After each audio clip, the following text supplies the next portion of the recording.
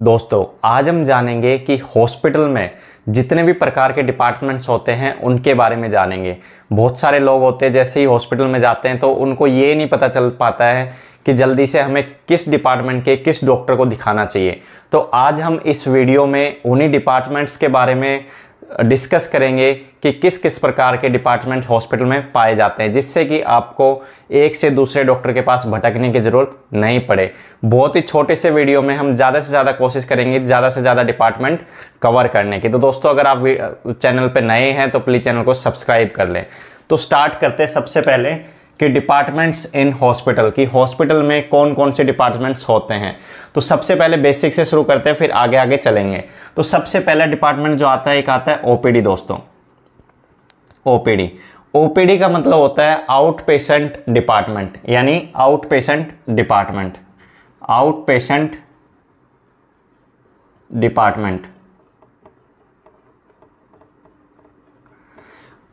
Patient OPD का मतलब होता है आउट पेशेंट डिपार्टमेंट, यानी कोई भी पेशेंट यानी कोई भी मरीज बाहर से हॉस्पिटल के बाहर से किसी भी डॉक्टर को या फिर कोई भी टेस्ट करवाने के लिए डायरेक्टली आता है, उस पेशेंट को बोला जाता है ओपीडी पेशेंट। यानी उस डिपार्टमेंट को बोला जाता है जो डायरेक्ट पेशेंट को, बाहर से पेशेंट आता है और डायरेक्ट डॉक्टर को दिखाता है या फिर कोई टेस्ट कराता है, उस पेशेंट को बोला जाता है ओपीडी पेशेंट।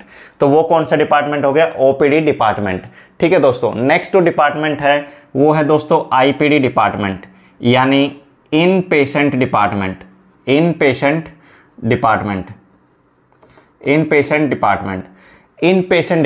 यानी आईपीडी जो डिपार्टमेंट है वो उन पेशेंटों के लिए है जो कि हॉस्पिटल में पहले से ही एडमिट है।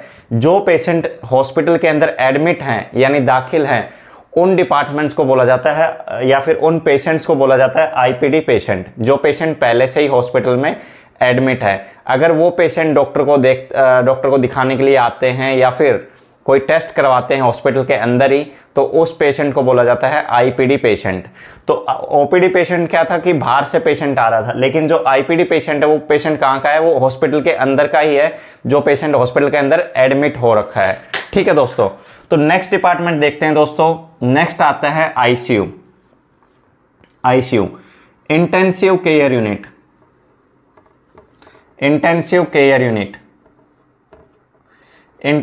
यूनिट। दोस्तों ये जो डिपार्टमेंट होता है आईसीयू, वो हॉस्पिटल का एक बहुत ही क्रिटिकल डिपार्टमेंट होता है, जिसमें जो पेशेंट क्रिटिकल होते हैं, जो पेशेंट लाइफ सेविंग पेशेंट होते हैं, जो कि खुद से सांस नहीं ले पाते या फिर खुद से कुछ भी नहीं कर पाते, जिनको बहुत ज़्यादा केयर की ज़रूरत है, उन पेशेंट्स को आईसीयू में रखा जाता है, यानी इंटेंसिव केयर यूनिट, जिसमें पेशेंट की बहुत ज़्यादा केयर करने की ज़रूरत है। एक स्पेशल नर्स या फिर डॉक्टर चाहिए जो उसको कि 24 आवर कंटिन्यू मॉनिटर कर सके। तो उस डिपार्टमेंट को बोला जाता है आईसीयू डिपार्टमेंट।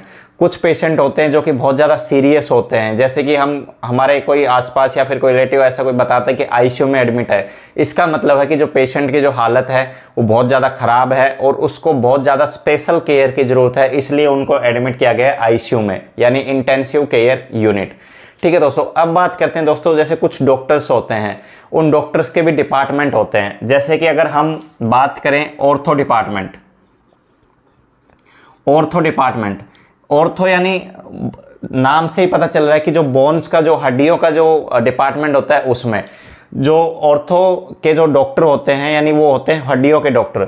यानी हड्डियों से रिलेटेड, अगर बोन से रिलेटेड अगर हमें किसी भी डॉक्टर को दिखाना है तो वो हम किस में जाएंगे? ऑर्थो डिपार्टमेंट में। यानी हड्डियों से रिलेटेड अगर कोई भी जॉइंट से रिलेटेड या फिर हड्डियों से रिलेटेड अगर कोई भी दिक्कत या परेशानी है तो वो हमें किस में जाके दिखाना पड़ेगा? ऑर्थो डिपार्टमेंट में। यानी ऑर्थोपेडिक्स हड्डियों के डॉक्टर को बोला जाता है और उसका शॉर्ट फॉर्म ऑर्थो डिपार्टमेंट बोल देते हैं। तो अगर आपको हड्डियों के बारे में या फिर जॉइंट से रिलेटेड अगर आपको कोई भी दिक्कत रहती है तो डॉक्टर होता है ऑर्थोपेडिक्स और डिपार्टमेंट किस में बैठते हैं? ऑर्थो डिपार्टमेंट में। ठीक है दोस्तों, तो नेक्स्ट देखते हैं हम। नेक्स्ट डिपार्टमेंट आता है दोस्तों रेडियोलॉजी डिपार्टमेंट। दोस्तों ये एक हॉस्पिटल का बहुत इंपॉर्टेंट डिपार्टमेंट है, जिसमें कि बहुत सारे टेस्ट किए जाते हैं और वो बहुत टेस्ट बहुत ज़्यादा इंपॉर्टेंट होते हैं।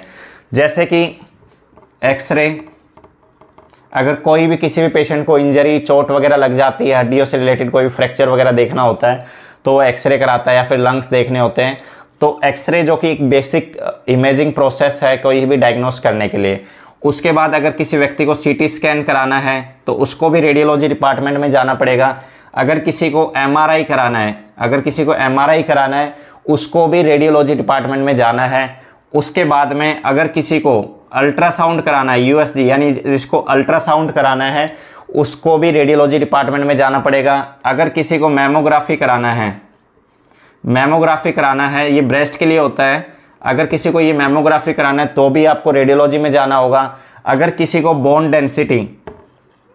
बोन डेंसिटी यानी डेक्सा स्कैन कराना है तो उसको भी रेडियोलॉजी डिपार्टमेंट में जाना पड़ेगा। तो दोस्तों रेडियोलॉजी डिपार्टमेंट एक बहुत बड़ा डिपार्टमेंट है जिसके अंदर बहुत सारे टेस्ट होते हैं।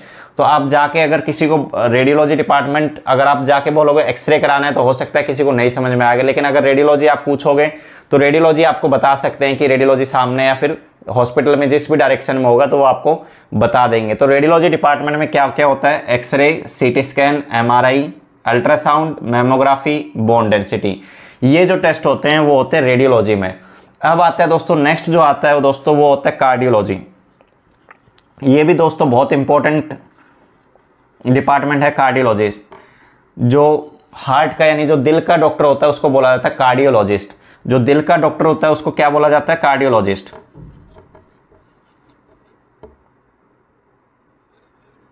और ये कहाँ बैठता है कार्डियोलॉजिस्ट, ये बैठता है कार्डियोलॉजी डिपार्टमेंट में।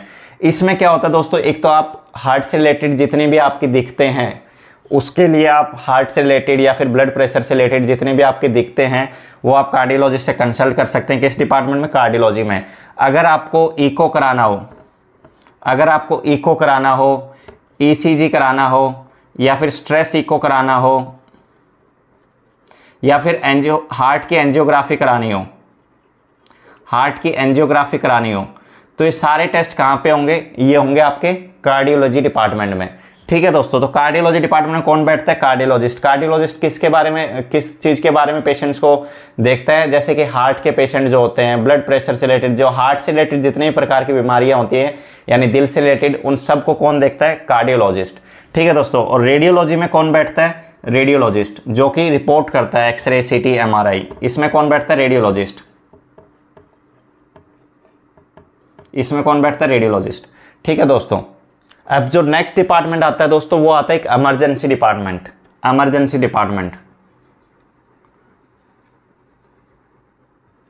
इमरजेंसी डिपार्टमेंट दोस्तों ये भी बहुत इंपॉर्टेंट डिपार्टमेंट है। पहला डिपार्टमेंट है जो कि अगर पेशेंट कोई बहुत ज़्यादा क्रिटिकल हो गया है बाहर में, या फिर किसी को एक्सीडेंट हो गया है, ट्रॉमा हो गया है, किसी को स्ट्रोक आ गया, फिर हार्ट अटैक आ गया, तो सबसे पहला जो डिपार्टमेंट है, सबसे पहले जो डॉक्टर होते हैं वो पेशेंट को कहाँ पे लेते हैं, वो लेते हैं सबसे पहले इमरजेंसी में। इमरजेंसी में पेशेंट का इंस्टेंट ट्रीटमेंट किया जाता है, इंस्टेंट पेशेंट को फर्स्ट एड दिया जाता है। तो इमरजेंसी डिपार्टमेंट अगर किसी पेशेंट को ट्रॉमा हो गया या फिर हार्ट अटैक के सिम्टम्स हैं या फिर स्ट्रोक के सिम्टम्स हैं, किसी भी कोई भी ऐसी बीमारी जो कि एकदम से हो गई और पता नहीं चल पा रहा क्या दिक्कत है पेशेंट को, तो वो पेशेंट को कहाँ पे ले जाते हैं, हम इमरजेंसी डिपार्टमेंट में ले जाते हैं, जहाँ पे डॉक्टर्स अवेलेबल होते हैं। सबसे पहले वो डॉक्टर देखते हैं और कोशिश करते हैं बीमारी को समझने की।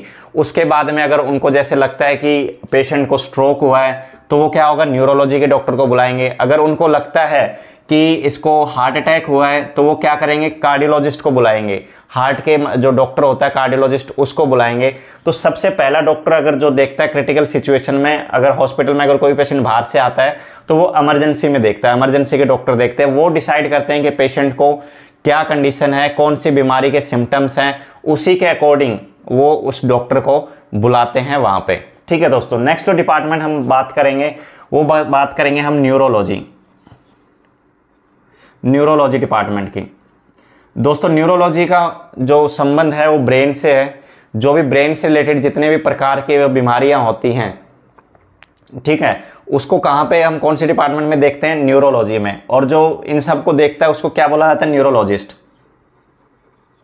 न्यूरोलॉजिस्ट। ब्रेन से रिलेटेड जितनी भी बीमारियां